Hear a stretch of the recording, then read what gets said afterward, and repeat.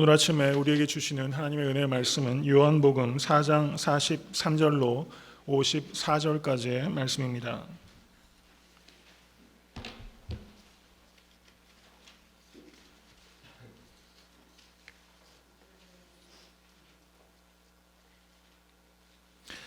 요한복음 4장 43절에서 54절까지의 말씀 다 같이 합독하도록 하겠습니다. 이틀이 지남에 예수께서 거기를 떠나 갈릴리로 가시며 친히 증거하시기를 선지자가 고향에서는 높임을 받지 못한다 하시고 갈릴리에 이르심에 갈릴리인들이 그를 영접하니 이는 자기들도 명절에 갔다가 예수께서 명절 중 예루살렘에서 하신 모든 일을 보았음이더라. 예수께서 다시 갈릴리 가나에 이르시니 전에 물로 포도주를 만드신 곳이라. 왕의 신하가 있어 그 아들이 가버나움에서 병들었더니 그가 예수께서 유대로부터 갈릴리에 오심을 듣고 가서 청하되 내려오셔서 내 아들의 병을 고쳐 주소서 하니 저가 거의 죽게 되었습니다. 예수께서 가라사대 너희는 표적과 기사를 보지 못하면 도무지 믿지 아니하리라. 신하가 가로되 주여 내 아이가 죽기 전에 내려오소서. 예수께서 가라사대 가라 내 아들이 살았다 하신대 그 사람이 예수의 하신 말씀을 믿고 가더니 내려가는 길에서 그 종들이 오다가 만나서 아이가 살았다 하거늘 그 낫기 시작한 때를 물은즉 어제 제7시에 열기가 떨어졌나이다 하는지라. 아비가 예수께서 내 아들이 살았다 말씀하신 그때인 줄 알고 자기와 그 온 집이 다 믿으니라. 이것은 예수께서 유대에서 갈릴리로 오신 후 행하신 두 번째 표적이니라. 아멘. 하나님의 말씀입니다. 오늘 본문 말씀 요한복음 4장 43절로 54절까지의 말씀은 예수님께서 왕의 신하의 아들의 죽을 병을 고쳐주신 기적 사건이 기록되고 있습니다. 예수님께서 행하신 기적이 요한복음에 7가지가 기록되어 있습니다. 그 7가지 기적 가운데 오늘 본문 말씀은 두 번째 기적을 기록하고 있는 부분이다 이렇게 볼 수 있습니다. 그리고 예수님께서 가나에서 혼인잔치를 통해서 물이 포도주로 바꾸신 기적을 행하셨는데 오늘 본문에 왕의 신하의 아들을 고치신 사건이 예수 그리스도께서 가나에서 가버나움까지 직접 가시지 아니하시고 가라 내 아들이 살았다 라고 말씀하셨을 때 가나에서 그 병을 고치신 사건이다 이렇게 볼 수 있습니다. 그러므로 요한복음에 기록된 기적들 7가지 중에서 가나에서 행하신 기적은 이 2가지 기적이다 이렇게 이해할 수 있습니다. 요한복음은 잘 아시는 대로 21장으로 구성되어 있습니다. 그리고 요한복음의 1장을 요한복음 전체의 서론이다 이렇게 본다면 요한복음 2장 1절에서 오늘 본문 말씀인 4장 54절까지를 예수 그리스도의 초기 사역이다 이렇게 이해할 수 있습니다. 그런데 2장 1절에서 12절은 예수님께서 물을 포도주로 바꾸는 기적이 기록되어 있는 것이고 예수 그리스도의 초기 사역의 제일 마지막을 장식하는 오늘 본문 말씀은 맛도 없고 향도 없었던 물과 같은 왕의 신하와 그 가족들을 예수 그리스도께서 만나셔서 그들의 영혼을 풍성한 포도주처럼 바꾸신 영적인 의미에서는 물을 포도주로 바꾸신 또 다른 가나의 혼인잔치의 기적이다 이렇게 이해할 수 있다고 생각합니다. 오늘 본문 말씀 요한복음 4장 43절에서 54절까지의 말씀은 두 부분으로 이해할 수 있습니다. 먼저 4장 43절에서 45절까지의 내용을 보시면 이 말씀은 요한복음 4장 1절에서 42절까지의 내용은 예수께서 예루살렘에서 이제 갈릴리로 가시면서 사마리아를 통과하시게 됩니다. 그래서 수가성에서 사마리아 여인을 만나시고 그를 구원하셨습니다. 그리고 그 여인의 증거를 통해서 사마리아에 있던 많은 사람들이 예수님을 세상의 참 구주로 영접하는 놀라운 복음의 증거가 있었습니다. 그리고 그 일이 지나간 이후로 오늘 본문 말씀이 기록되어 있다는 뜻입니다. 4장 43절에서 45절까지의 말씀은 이와 같이 앞에 있던 사마리아의 복음 전도와 그리고 왕의 신하의 아들을 고치신 치유 사역을 연결하는 연결고리와 같은 역할을 하는 것이다 이렇게 볼 수 있는 것입니다. 43절을 보시기 바랍니다. 이틀이 지남에 예수께서 거기를 떠나 사마리아를 떠나 갈릴리로 가시며 있다라고 새로운 사건이 시작되고 있다는 도입을 알리고 있습니다. 그리고 44절과 45절의 내용을 보시면 44절과 45절은 성경을 해석하는 학자들이 매우 난해해하는 어려운 본문입니다. 그 이유는 이런 것입니다. 44절을 보시면 예수께서 친히 증거하시기를 선지자가 고향에서는 높임을 받지 못한다 가르치셨습니다. 그런데 실제 45절을 보시면 예수께서 사마리아를 지나서 갈릴리에 이르심에 갈릴리인들이 그를 영접하니 라고 말씀하고 있다는 것입니다. 예수께서 선지자는 고향에서는 웰컴을 받지 못한다 라고 말씀을 하셨는데 실제 고향에 가셔서 갈릴리 사람들이 예수 그리스도를 웰컴했다 이렇게 성경 기록하고 있다는 것입니다. NIV 번역은 이렇게 번역합니다. When he arrived in Galilee, the Galileans welcomed him 이렇게 번역하고 있어요. 여러분 이것은 겉으로 보기에는 명백한 모순처럼 보인다는 사실입니다. 이 모순을 어떻게 해결할 수 있을까? 한번 깊이 생각하시면서 말씀을 경청하실 수 있기를 바랍니다. 4장 45절 후반절은 이렇게 갈릴리 사람들이 예수님을 웰컴한 이유를 밝히고 있습니다. 이는 자기들도 명절에 갔다가 예수께서 명절 중 예루살렘에서 하신 모든 일을 보았음이더라 이렇게 말씀하고 있던 사실입니다. 이들이 웰컴하는 이유를 밝히고 있는데 그것은 예루살렘에서 예수께서 행하신 표적과 기사 때문에 사람들이 그러한 기대를 가지고 예수님을 웰컴했다라는 것입니다. 이 말씀은 여러분과 저에게 매우 중요한 질문을 던지고 있는 것입니다. 예수님을 높이는 것만으로는 충분하지 않다는 것입니다. 성경은 우리에게 묻는 것이 예수님을 왜 높이고 있는가 그것을 우리에게 묻고 있다는 것입니다. 갈릴리 사람들은 예수님을 웰컴했습니다. 그리고 사마리아 사람들도 예수님을 웰컴했습니다. 그런데 성경 기자는 이 두 부류의 웰컴이 전혀 상반된 가치를 가지고 있다는 것을 말씀하고 있다는 것입니다. 요한복음 4장 39절에서 42절을 보시면 이렇게 말씀합니다. 여자의 말이 그가 나의 행한 모든 것을 내가 말하였다 증거하므로 그 동네 중에 많은 사람이 예수를 믿는지라. 사마리아인들이 예수께 와서 자기들과 함께 유하기를 청하니 거기서 이틀을 유하심에 예수의 말씀을 인하여 믿는 자가 더욱 많아 그 여자에게 말하되 이제 우리가 믿는 것은 내 말을 인함이 아니니 이는 우리가 친히 듣고 그가 참으로 세상의 구주신 줄 알음이니라. 아멘. 이 얼마나 놀랍고 위대한 고백입니까? 예수님께서 사마리아에서 사역하실 때 예수님께서는 거기에서 아무런 표적과 기사를 행하지 아니하셨어요. 사마리아 사람들이 예수를 참 세상의 구주라 영접한 것은 전적으로 예수님의 말씀을 듣고 그 말씀을 믿은 결과라는 것을 말씀하고 있다는 사실입니다.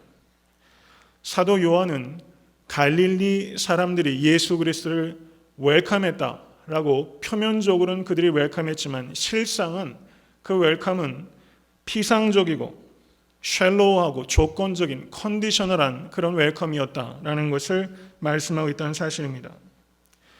예수님께서는 우리가 예수 그리스도에 열광하고 그리고 예수 그리스도 때문에 열심을 나타낼 때 예수 그리스도께서는 우리의 마음의 중심을 보시고 그 동기를 살피신다는 것을 오늘 본문은 우리에게 말씀하고 있다는 사실입니다. 갈릴리 사람들이 기다렸던 것은 예수 그리스도 자체가 아니라 예수 그리스도께서 가져다 주시는 선물을 웰컴했다는 것입니다.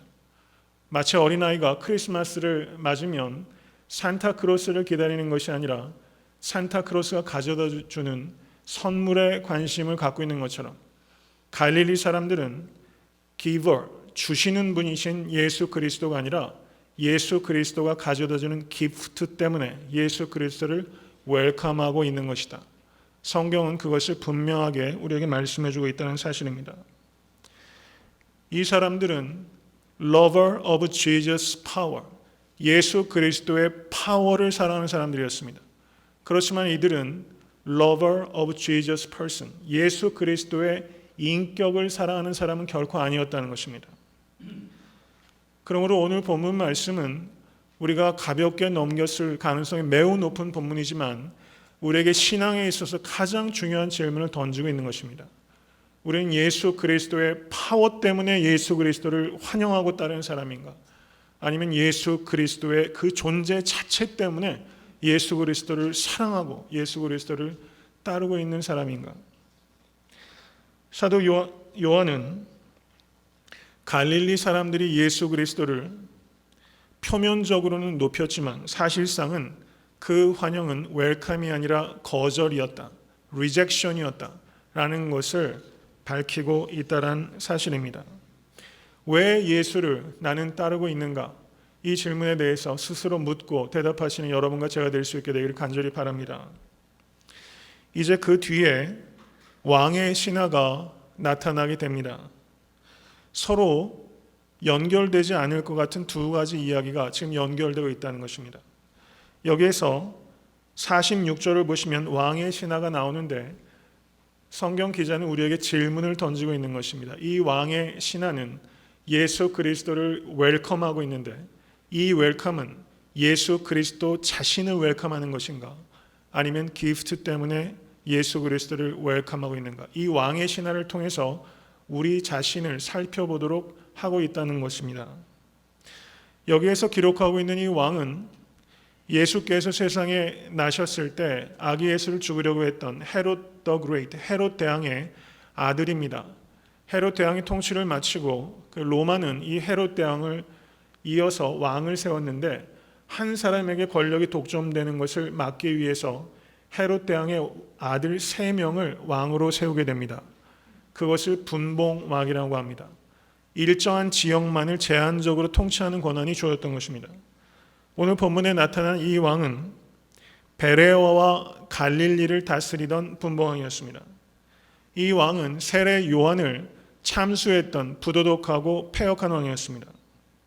그 왕을 섬기던 왕의 신하가 자신의 아들이 지금 죽게끔 되었다는 것입니다.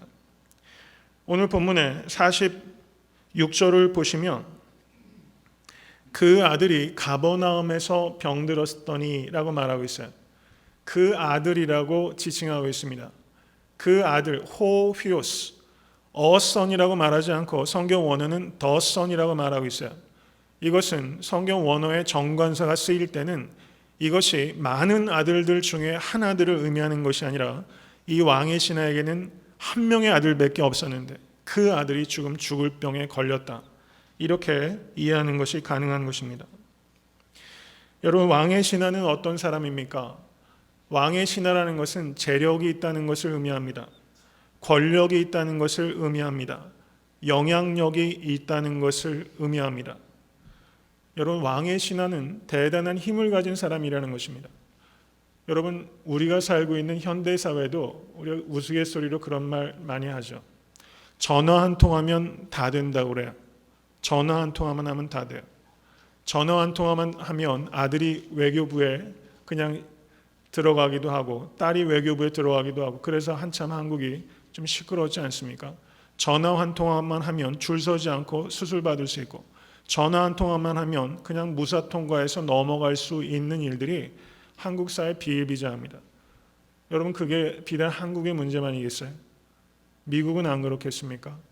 권력 있는 사람이 왕의 신하가 전화 한 통하면 다 되는 거예요. 그런데 지금 이 왕의 신하가 전화를 무수히 돌렸을 겁니다.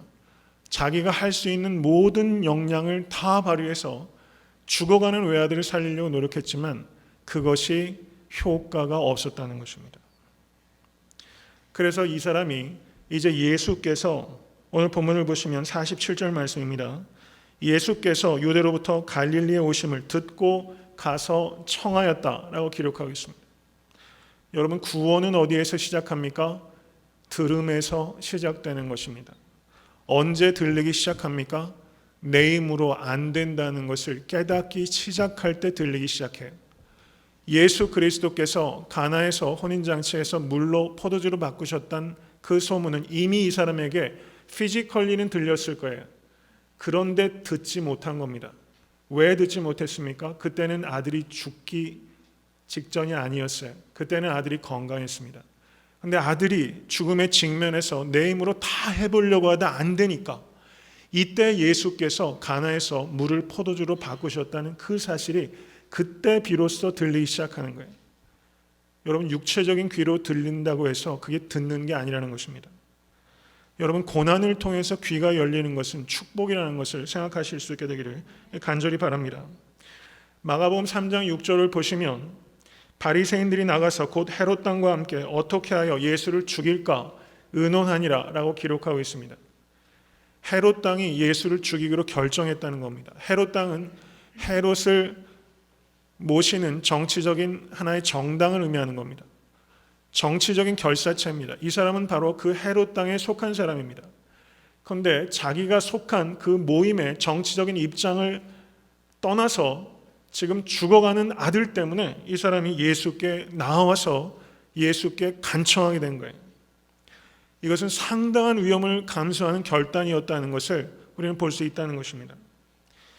이 사람은 왕의 신하로서 적어도 두 가지를 버린 것입니다. 첫째는 왕의 신하라는 프라이드를 버렸어요. 두 번째는 자기가 하는 이 행위 때문에 자기가 여태까지 쌓아온 많은 것들을 잃어버릴 수 있다는 두려움을 버린 것입니다. 여러분, 정말 예수 그리스도를 믿는다는 것은 이 두 가지를 버려야지만 떠날 수 있는 여행이라는 것을 기억하십시오. 프라이드를 버려야 됩니다. fear, 공포를 버려야 됩니다. 두려움을 버려야 됩니다. 여러분, 이민 생활하시면서 우리가 프라이드는 지켜야 된다 이렇게 생각하시는 분들이 많이 있어요. 저도 한때는 그랬습니다. 다른 거는 다 어째도 프라이드는 지켜야 된다. 여러분, 그렇지 않은 것 같아요. 프라이드도 내려놓으실 수 있기를 간절히 바랍니다. 두려움도 내려놓으십시오. 두려워 말고 믿기만 하라. 이것이 예수 그리스도께서 믿는 자들에게 권면하시는 것입니다. 프라이드와 fear를 내려놓으시고 예수 그리스도를 따라가시는 길에 성공하시는 여러분과 제가 될 수 있기를 간절히 바랍니다. 여러분, 한 가지 한번 가정해 보시기를 바랍니다. 만약에 이 왕의 신하, 세상적으로는 아무것도 부러울 것이 없는 이 왕의 신하에게 죽어가는 아들이 없었다면 과연 예수께 나아갈 수 있었을까요? 어떻게 생각하세요? 예수께 나아갈 수 있었을까요? 하나님의 역사는 모르니까 이건 if를 우리가 단언한다는 것은 어리석은 일이지만 죽어가는 아들이 없었으면 왕의 신은 예수께 나아갈 수 있는 가능성이 현저하게 없었을 겁니다. 저는 오늘 본문 말씀을 준비하면서 한국에 세계적으로 원자력 전문가로 유명하신 정근모 박사님의 책을 생각하게 됐습니다. 정근모 박사님 아마 다들 거의 아실 거라고 생각합니다. 간단히 소개를 드리면 정근모 박사는 경기고등학교를 수석 입학했습니다. 그리고 단 4개월 만에 고등학교 과정을 마치셨고 대학 입학을 검정고시를 봤는데 전국 수석으로 합격해서 서울대 물리학과를 차석으로 합격하고 서울대 행정대학원을 또 수석으로 입학했어요. 그리고 미시간대 입학 자격시험을 수석으로 합격했고 박사과정을 불과 2년 6개월에 마치고 24살의 나이에 박사가 되셨습니다. 그리고 플로리다 대학의 교수가 되었고 MIT 핵공학과 연구원을 거쳐서 뉴욕 공과대학의 전기물리학과 교수가 됐고 핵융합연구소의 책임자로 연구를 하다가 한국 카이스트가 만들어졌을 때 카이스트의 부원장으로 부임을 해서 한국 그 과학 발전의 선도적인 역할을 감당하신 정말 참으로 귀한 과학자입니다. 이때 카이스트 부원장으로 이분이 부임하실 때 나이가 32살이었어요. 이분의 양력이 참 대단하지 않습니까? 혹시 이 양력을 보고서 자책하시는 분은 안 생길 수 있기를 바랍니다.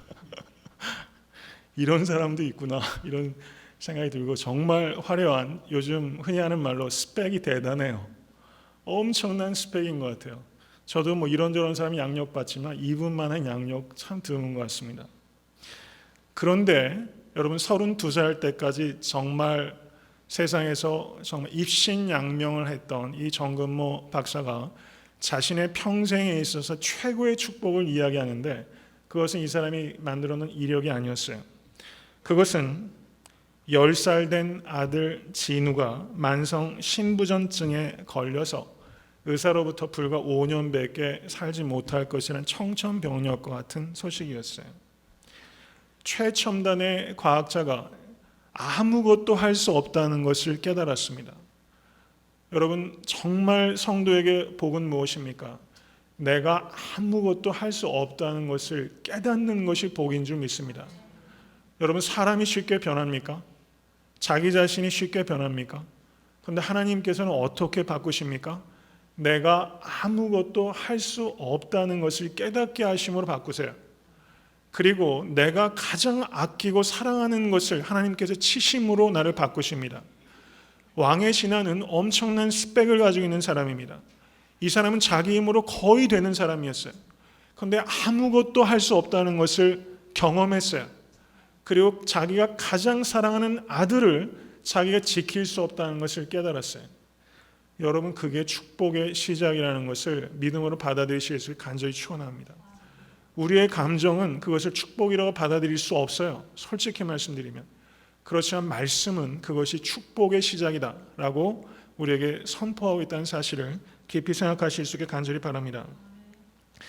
이분이 자신의 이 귀한 아들이 5년밖에 못 살는다라는 이야기를 듣고서 자신의 신장 하나를 아들에게 주는 과정을 통해서 하나님을 만났고 중생하게 됐습니다.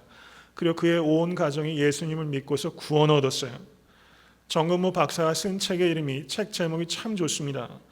나는 위대한 과학자보다 신실한 크리스찬이고 싶다. 나는 위대한 과학자보다 신실한 크리스찬이고 싶다. 여러분, 사도 바울이 자신의 스펙을 쫙 자랑했어요. 나는 가말리엘의 문화요, 율법으로는 흠이 없는 자요, 바리새 중에 바리새인이다. 그렇지만 그 모든 것을 분토처럼 여긴다. 여러분, 이 정근모 박사가 고백한 그 고백은 바로 사도 바울이 고백했던 그 고백과 다름이 없습니다. 나는 위대한 과학자보다 신실한 크리스찬이고 싶다. 여러분, 이것이 여러분과 저의 평생의 목표 되실 수 있게 간절히 축원합니다. 여러분, 또 특별히 공부하는 청년들 아마 여러 가지 이상들이 많이 있을 거예요. 여러분, 위대한 과학자, 위대한 학자, 위대한 정치가, 위대한 법률가, 또 위대한 시민 되실 수 있게 간절히 바랍니다. 그렇지만 최우선적으로 나는 신실한 크리스찬이고 싶다. 여러분, 모쪼록 그것이 여러분 삶의 목적이 되실 수 있게 주님을 간절히 축원합니다. 죽기 전에 아들을 갖고 있는 이 왕의 신하처럼 저는 여러분의 삶 속에 분명히 죽기 전에 아들과 같은 문제가 있다고 생각합니다. 분명히 우리의 삶에 이런 문제들이 다가올 때가 있어요. 여러분, 고난은 모두 축복이 되는 것은 아닙니다. 고난은 그렇지만 축복이 시작할 수 있는 기회인 것을 깨달으실 수 있게 간절히 바랍니다. 고난을 기쁘게 생각하는 사람은 감정적으로는 없어요. 그런데 말씀을 가지고 고난을 묵상하고 이겨나가면 그 고난을 기쁨으로 받아들일 수 있게 되는 것입니다. 이 고난을 통해서 이 고난은 나를 하나님께로 이끄시는 자석이다. 믿으십니까? 나를 하나님께로 더 가까이 당기기 위한 하나님의 자석이다. 여러분, 이것을 모쪼록 받아들이실 수 있게 간절히 축원합니다. 이 고난이 너무 힘들지만 이것이 하나님께서 나를 당기시는 자석이다. 이것을 믿는 순간 마음에 평안이 생겨요. 기쁨이 생겨요. 그리고 지혜가 생기기 시작합니다. 그리고 그 고난과 더불어 사는 법을 배우고 고난을 이길 수 있게 될 줄로 믿습니다. 원치 않는 고난을 통해서 겸손해지고, 원치 않는 고난 때문에 진실해지고, 원치 않는 고난 때문에 주께 가까이 가고, 원치 않는 고난 때문에 주께 기도하고 주님을 만나고, 원치 않는 고난 때문에 변화받을 수 있기 때문에 고난은 축복의 시작인 줄로 믿습니다. 여러분, 여름에 혹시 여행 좀 하셨어요? 바다를 좋아하세요? 산을 좋아하세요? 저는 개인적으로는 산을 좋아합니다. 종대는 바다 이렇게 얘기했는데 저는 산을 좋아해요. 산을 좋아하는 이유 중에 하나가 시냇물이 만들어내는 소리 때문에 제가 좀 좋아해요. 여러분들, 시냇물이 언제 소리를 만들어냅니까? 바위를 만날 때 소리를 만들어내요. 바위가 크면 더 큰 소리를 만들어냅니다. 시냇물의 노래는 바위 때문에 생기는 거예요. 여러분, 그리스도인들의 찬양은 어디에서 생깁니까? 고난 때문에 생기는 거예요. 고난 때문에 노래하기 시작합니다. 사도 바울의 노래를 생각해 보십시오. 다윗의 노래를 생각해 보십시오. 아둘람 굴에 사울을 피해서 다윗이 갇혔을 때 비파와 수금을 가지고 내가 여호와를 찬양하겠다. 다윗이 마음을 확정한 것이 피신에 들어간 아둘람 굴이었다는 것은 신앙의 역설입니다. 여러분, 알버트 슈베이처 박사를 다 아시죠? 이분이 이런 말을 했어요. 낙천적인 사람은 사방에서 청신호를 봅니다. 비관적인 사람은 사방에서 적신호를 봅니다. 그러나 그리스도인은 생명입니다. 청신호든 적신호든 상관없습니다. 오로지 그리스도 예수만 봅니다. 이런 말을 했어요. 여러분, 청신호가 켜질 때도 있고 적신호가 켜질 때도 있어요. 여러분, 적신호 없는 인생이 있을 거라고 생각하십니까? 적신호든 청신호든 상관없다. 나는 생명이다. 한번 따라해 보세요. 나는 생명이다. 나는 오직 예수 그리스도만 본다. 야고보서 1장 2절에서 4절을 보시면 이 야고보서 기자, 예수님의 형제였습니다. 순교한 사람입니다. 이 역시 예수 그리스도만 바라봤던 생명이었어요. 그가 1장 2절에서 4절에 우리 암송했던 구절입니다. 이렇게 말합니다. 내 형제들아, 너희가 여러 가지 시험을 만나거든 온전히 기쁘게 여기라. 이는 너의 믿음의 시련이 인내를 만들어내는 줄 너희가 알미라. 인내를 온전히 이루라. 이는 너희로 온전하고 구비하여 조금도 부족함이 없게 하려 함이라. 여러분, 접시꽃 당신을 쓴 도종환 시인을 많이들 아실 거라 생각해요. 청년들은 혹시 모를 수 있습니다. 좋은 시를 많이 남기셨어요. 그런데 이분의 시 중에 제가 오래 기억하고 마음에 감동 있는 그 시어가 있습니다. 이런 말을 시 가운데 썼어요. 흔들리지 않고 피는 꽃이 어디 있으랴. 젖지 않고 피는 꽃이 어디 있으랴. 여러분, 정말 생각해 보십시오. 오늘 참 꽃이 이쁜데요. 흔들리지 않고 피는 꽃이 어디 있으랴. 젖지 않고 피는 꽃이 어디 있으랴. 그래서 제가 이 시를 묵상하다가 제 버전의 말을 만들었어요. 크게 감동이 안 되실 줄로 믿습니다. 비틀거리지 않고 걸을 수 있는 길이 어디 있으랴. 이런 생각이 들더라고요. 인생길 걸어가면서 비틀거리지 않고 걸을 수 있는 길이 어디 있으랴. 왕의 신하는 인생에서 제일 크게 비틀거린 것입니다. 여러분, 한국 대학교 선교회 총재이셨던 CCC 총재였던 김준곤 목사님 소천하셨죠. 그분이 청년들에게 늘 가르치던 말씀이 있어요.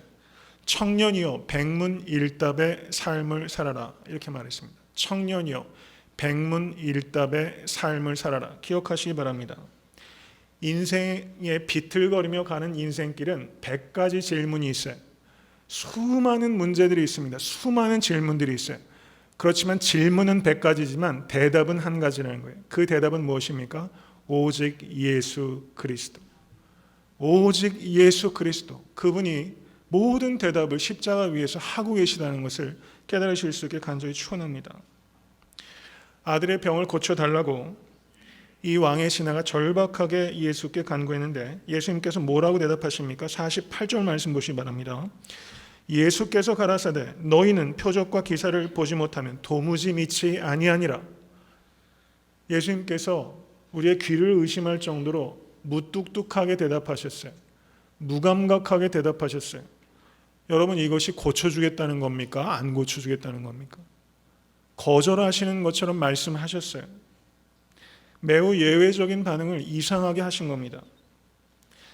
여기에서 이 왕의 신하가 예수께 다가와서 요청을 했습니다. 그런데 예수님께서 48절을 다시 보시면 너는 표적과 기사를 보지 못하면 도무지 믿지 아니한다 라고 말하지 아니하시고 너희는 이라고 예수님께서 복수로 말씀하고 계세요. 이것은 갈릴리 사람들이 예수 그리스도를 웰컴했습니다. 지금 이 사람 주변에는 많은 갈릴리 사람들이 지금 눈이 동그래져 가지고 보고 있는 거예요. 왕의 신하가 세상에 일개 떠돌이 설교가한테 나타나서 간구하고 구해달라고 저렇게 청한단 말이야. 뭔가 센세이션을 지금 기다리면서 표적과 기사를 지금 기다리고 있는 것입니다. 이에 대해서 예수님께서는 너희는 도무지 표적과 기사를 보지 못하면 믿지 아니하는구나 라고 말하면서 예수님께서 탄식하시고 갈릴리 사람 전체를 책망하신 것입니다. 그리고 이 너희는 안에는 이 왕의 신하도 물론 포함되어 있는 것입니다. 여러분, 왕의 신하는 예수 그리스도께서 누구신지에 대한 관심 때문에 나온 사람이 아니었어요. 자기 아들의 병을 고치기 위해서 나온 것입니다. 바로 이 왕의 신화가 갈릴리 사람 전체의 신앙의 모습을 대표하는 것이다. 이렇게 볼 수 있다는 것입니다. 예수 그리스도께서는 분명하게 그것을 지적하셨어요. 그리고 한 가지 더 이 왕의 신화에게 도전하신 것입니다. 그러한 신앙은 어린아이와 같은 신앙이다. 거기에서 머물러 있어서는 안 되는 것이다. 라고 말씀하시면서 이 왕의 신화의 믿음을 예수님께서 지금 단련시키기 시작하신다는 사실입니다. 여러분, 이 장면은 예수님께서 수로보니게 여인이 귀신 들렸던 딸을 고쳐달라고 나왔을 때 예수님께서 세 차례에 걸쳐서 마태복음에서 거절하셨습니다. 예수님께서 표면적으로 거절하신 것은 실제는 이 여인을 그리고 이 왕의 신하를 밀쳐내기 위한 것이 아니라 사실상은 더 끌어당기기 위해서 예수께서 거절하셨다는 것을 깨달으실 수 있기를 바랍니다. 여러분께서 간절한 기도 제목이 계시는데 예수님께서 이렇게 말씀하시는 것처럼 거절하실 때가 있어요. 그것은 여러분들을 밀쳐내는 것이 아니라 더 가까이 끌어당기기 위한 예수님의 섭리가 거기에 있다는 것을 믿으실 수 있게 간절히 바랍니다. 이제 예수께서 이렇게 말씀하셨어요. 그렇지만 이 왕의 신하는 어떻게 합니까? 49절 말씀을 보시기 바랍니다. 신하가 가로되 주여 내 아이가 죽기 전에 내려오소서. 이렇게 말하면서 포기하지 않고 예수 그리스도께 끈질기게 강청하고 있는 모습이 여기 나타나고 있는 것입니다. 이 왕의 신하의 모습은 기도의 모범을 우리에게 가르쳐주고 있습니다. 여기에서 이 왕의 신하가 이야기하는 이 말에 미묘한 변화가 나타나기 시작해요. 예수님을 뭐라고 부르기 시작합니까? 주여라고 부르기 시작해요. 이제 이 왕의 신하의 관심이 죽어가는 자기 아들에게만 있었는데 이 관심이 주님께로 관심이 옮겨가기 시작한다는 것입니다. 그리고 뭐라고 말합니까? 내 아이가 죽기 전에 내려오소서. 처음에 이 왕의 신하가 뭐라고 말하였습니까? 46절을 보십시오. 47절 내 아들의 병을 고쳐주소서 이렇게 말했습니다. 근데 예수님께서 표면적으로 거절하셨어요. 그리고 그 다음에 내 아이가 죽기 전에 내려오소서. 내 아들이라고 얘기했다가 이제 내 아이라고 이 왕의 신하의 표현이 조금 바뀌고 있어요. 아들이라고 번역되고 있는 성경 원어는 휘오스라는 단어가 사용되고 있습니다. 그리고 아이라고 번역되고 있는 이 단어는 파이디온이라는 단어가 사용되고 있어요. 휘오스라는 단어가 보다 형식적인 관계를 나타내는 그런 단어라면 파이디온이라는 단어는 훨씬 친밀감이 있는 인격적인 관계를 이야기하는 게 바로 파이디온이라는 단어예요. 이것을 번역을 이 느낌을 살려서 번역하자면 이렇게 번역할 수 있어요. 내 새끼가 죽게 되었습니다 라고 말하기 시작했다는 거예요. 내 아들이 죽게 되었습니다 라고 말했던 사람이 이제 내 새끼가 죽게 되었습니다 라고 말하기 시작했던 사실이에요. 저는 여기에 매우 중요한 변화가 있다고 생각합니다. 여러분, 그 한국에 유명한 사진 작가가 있는데요. 이분이 인물 사진으로 유명합니다. 제가 이름이 정확하게 기억이 안 나요. 사진 작가가 되기 위해서 많은 교육을 받은 사람이 아니에요. 제가 기억하기로는 국졸입니다. 근데 이분이 유명한 사진 작가가 됐는데 제가 신문에서 제가 어떤 잡지를 통해서 읽었어요. 이분의 사진을 찍는데 철학을 거기에 밝히고 있었습니다. 그게 뭔가 하니 이 사진 작가는 피사체가 사진을 찍히는 대상이 가장 자기 자신이 될 때까지 기다렸다가 셔터를 누른다는 거예요. 가령 광산에서 광부를 찍게 되면 가자마자 모이세요 하고서 사진 찍는 식으로 사진을 찍는 것이 아니라 자기 자신이 광부가 돼서 일정 기간 동안 일을 한 다음에 광부가 사진을 찍힌다는 것을 의식도 못하고 가장 자기 자신이 되는 순간까지 기다렸다가 이 사람이 사진을 찍는다는 거예요. 그 사람이 될 때를 기다려서 사진을 찍는 순간을 포착하는 것이 이 사진 작가가 유명한 사진 작가가 된 그런 철학이라는 거죠. 저는 이것을 읽으면서 되게 감동이 됐어요. 이 순간을 포착하는 눈이 예술가의 눈이다. 저는 예수님께서 지금 이 사람을 포착하신 것입니다. 주여, 내 아이가 죽기 전에 내려오소서. 주여, 내 새끼가 죽기 전에 내려오소서.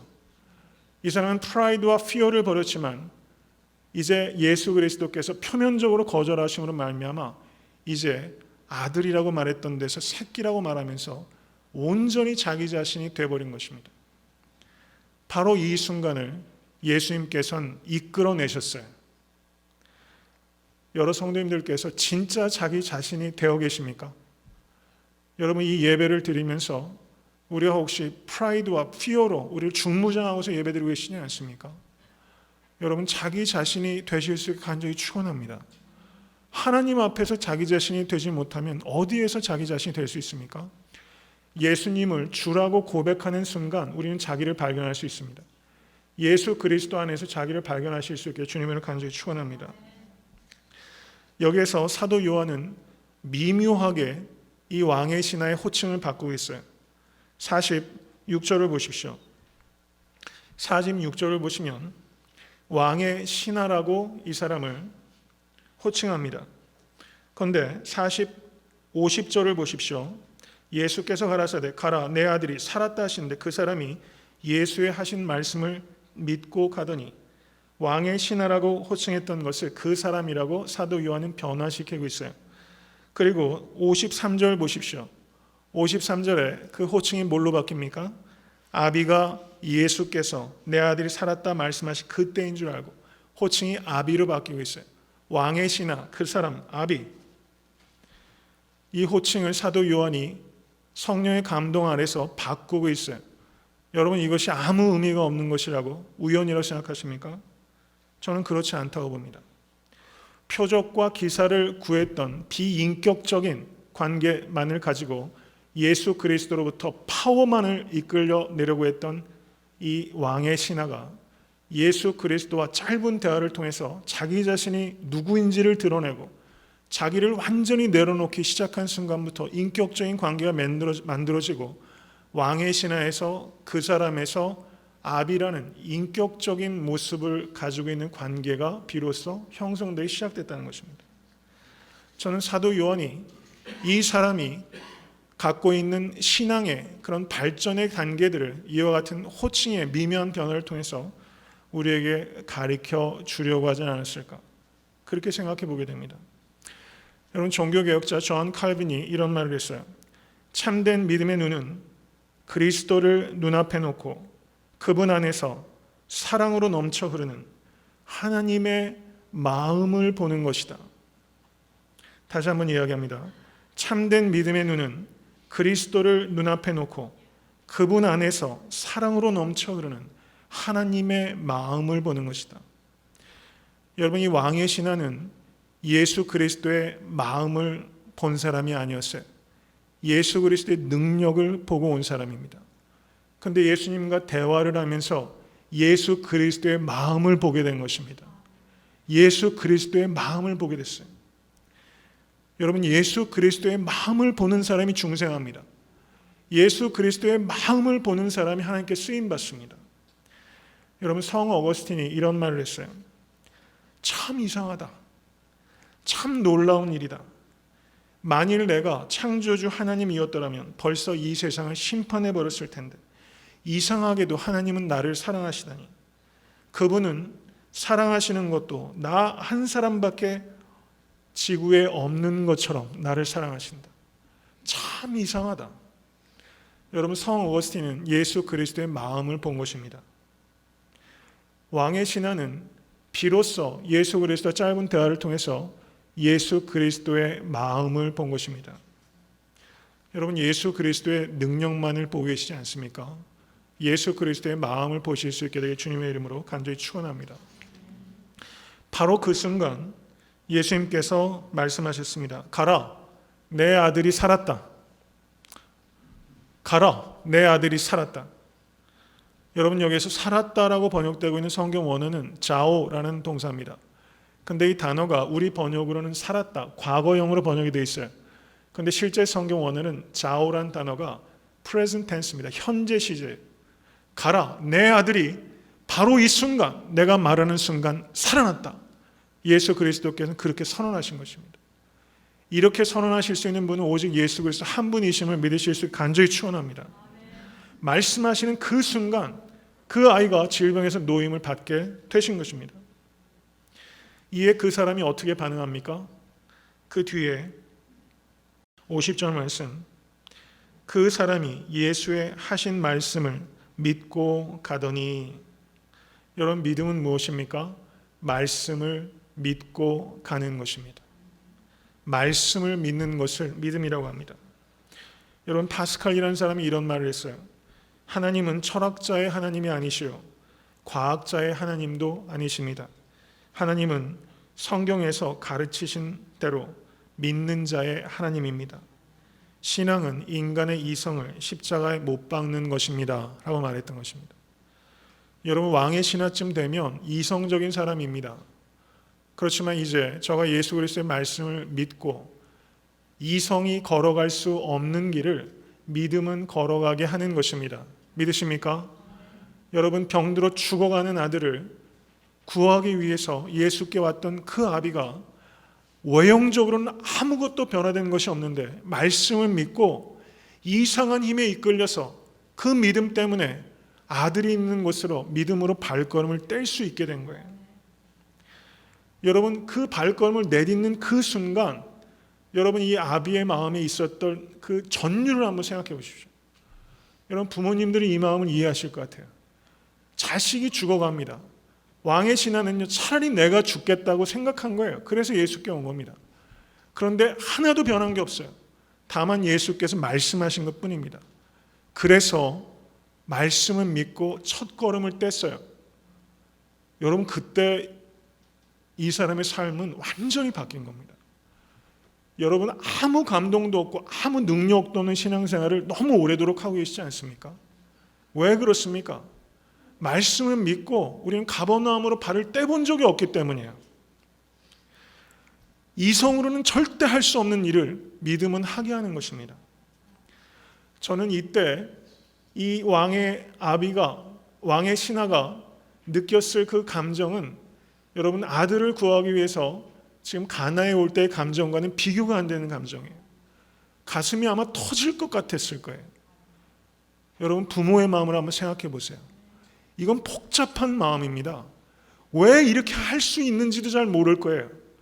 근데 믿음은 그것을 하게 합니다. 이성적으로 정리가 되는 게 아니에요. 말씀이 믿어져요.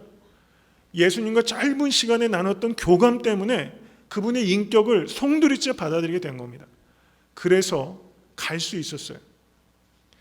여러분 이 걸음이 위대한 걸음입니다. 이 걸음을 걷는 사람이 삶을 바꾸고 세상을 바꾸게 될 줄로 믿습니다. 이 사람이 예수께 나왔을 때 믿음은 계산적인 믿음이었어요. 그런데 이제 자기가 왔던 곳으로 되돌아갈 때 그 믿음은 절대적인 믿음입니다. 여러분 스펄전 목사님이 이런 말씀을 하셨어요. 인간이 하나님 앞에서 할 일은 계산적인 믿음을 갖는 것이 아니라 절대적인 믿음을 갖는 것입니다. 계산은 하나님께서 하십니다. 여러분 계산은 하나님께서 하십니다. 그리고 가는 길에 종을 만났어요. 종에게 묻습니다. 종이 아이가 살았다 합니다. 그래서 묻습니다. 그 낳기 시작한 때가 몇 시냐 물었더니 제7시에 열기가 떨어졌습니다. 오후 1시에 열기가 떨어졌다는 것입니다. 아비가 예수께서 내 아들이 살았다 말씀하셨던 그때와 똑같은 시간인 줄 알았다. 여러분 얼마나 또 이때 기뻤겠어요. 여러분 저는 성도님들께서 이런 기쁨을 좀 맛보시면서 신앙생활 하셨으면 좋겠어요. 그래서 어떻게 됩니까? 그 결과가 53절, 자기와 그 온 집이 다 믿으니라. 할렐루야. 여러분 아들 병 하나 고치는 게 아니었어요. 이 왕의 신하는 뭐가 문제라고 생각했습니까? 불치의 병이 문제라고 생각한 겁니다. 그렇지만 예수님께서는 불치의 병이 문제가 아니라 불신의 병이 문제의 본질이라는 것을 보셨어요. 예수님은 불치의 병을 고치심으로 불신의 병을 고친 겁니다. 그래서 저와 온 가정이 예수를 믿고 구원받게 된 것입니다. 예수 그리스도는 거기에 관심이 계시고 그것이 최종적인 목적이요 그리고 최고의 보물입니다. 영혼을 구원하는 것. 예수님께서는 이것을 위해서 성도님들께 고난을 허락하십니다. 그리고 때로 거절하십니다. 그리고 때로 기다리게 하십니다. 그리고 주께로 가까이 이끌고 계시다는 것을 기억하실 수 있게 되기를 주님의 이름으로 간절히 축원합니다. 모쪼록 이 예배전을 나가실 때 이 결단을 하십시다. 가버나움으로 첫 걸음을 내드렸던 그 아비의 첫 걸음처럼 오늘 예배전에서 나가실 때 성도님들께서 그 믿음으로 말씀을 붙잡고 삶의 자리로 돌아가실 수 있는 사랑하는 모든 성도님 되실 수 있게 되기를 주님의 이름으로 간절히 축원합니다.